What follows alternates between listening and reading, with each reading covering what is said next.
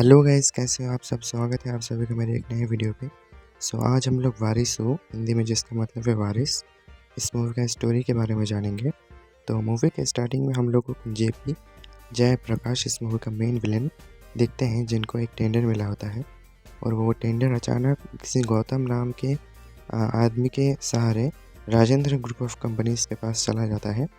और राजेंद्र जो है वो हमारे हीरो के पापा हैं और वो एक दिन गौतम सर को अपने घर में बुलाते हैं। वो अपने दोनों बेटों से मिलवाते हैं।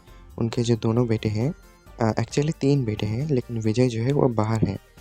तो उनके दोनों बेटे शादीशुदा हैं और उनके बड़े बेटे का एक बेटी है और उनके जो दूसरे बेटे हैं उनके 2 बच्चे हैं।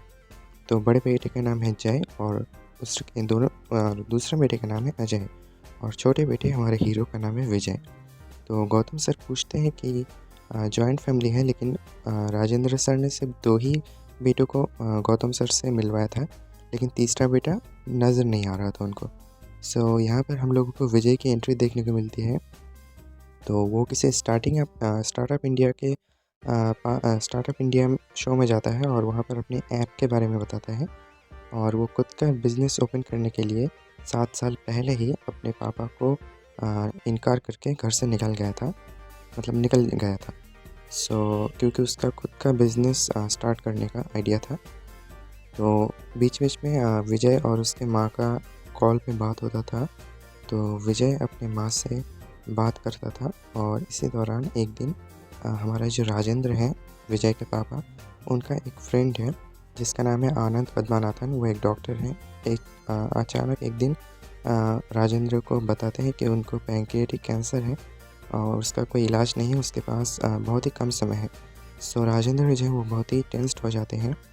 वो अपनी फैमिली को खुश देखना चाहते हैं, एक साथ देखना चाहते हैं और वो आखिरी सांस खुशी से लेना चाहते हैं।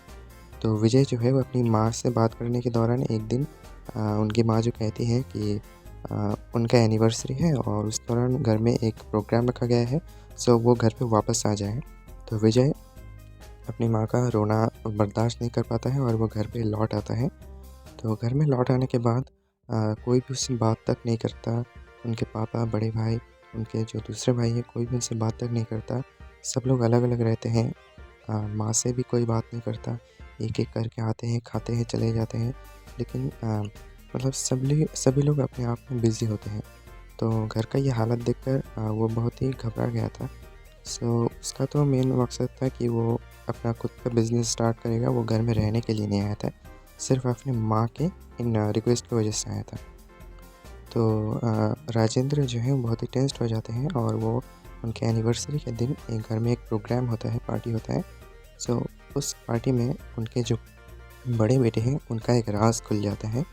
वो किसी और एक औरत के साथ मतलब चक्कर चला रही होती हैं और उनका जो पत्नी है वो उनसे डाइवोर्स लेना चाहती है।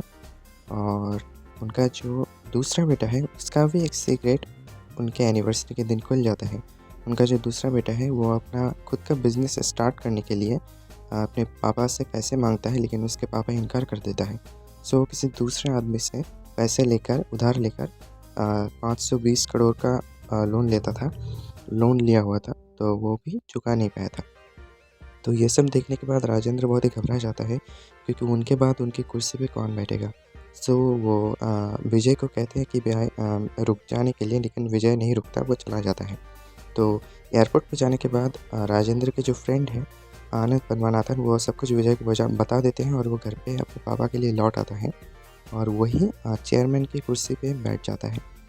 और ये बात उनके दो भाई हैं उनको हज़म नहीं होता और वो 2 भाई विजय से बहुत ही भला-बुरा कह के घर पे लौट जाते हैं और घर पे अपने पापा से झगड़ा करते हैं।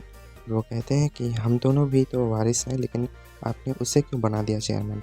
वो लोग घर छोड़ के निकल जाते हैं और इस दौरान हम लोगों को हीरोइन की एंट्री दिखती है। हीरोइन का नाम है दिव्या और हीरोइन जो है विजय की जो बड़ी भाभी है, उनकी बहन है। तो बीच-बीच में हम लोगों को हीरोइन और हीरो का कुछ प्यार रोमांटिक देखने को मिलेगा, रोमांस। विजय जो है वो कंपनी को संभालने के लिए साइट पे जाता है, पोर्ट पे जाता है, लेकिन कोई भी उसको स्वीकारने के लिए राज़ी नहीं होता।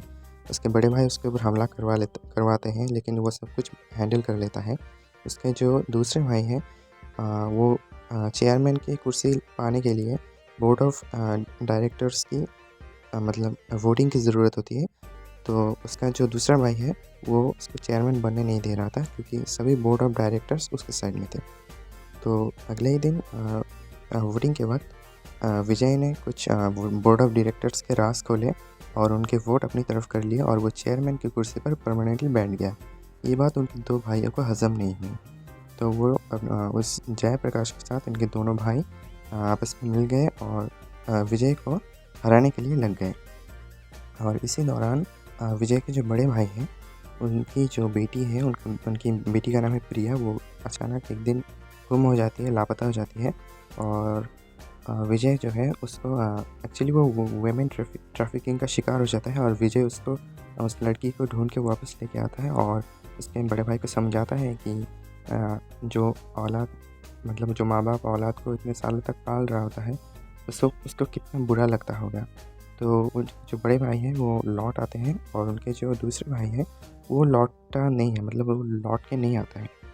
तो इसी दौरान हम लोगों को दिखता है कि जो विजय के पापा हैं एक दिन वो गिर पड़ते हैं और सब लोगों को मालूम पड़ जाता है कि उनके जो पापा हैं उनको पैंक्रियाटिक कैंसर है।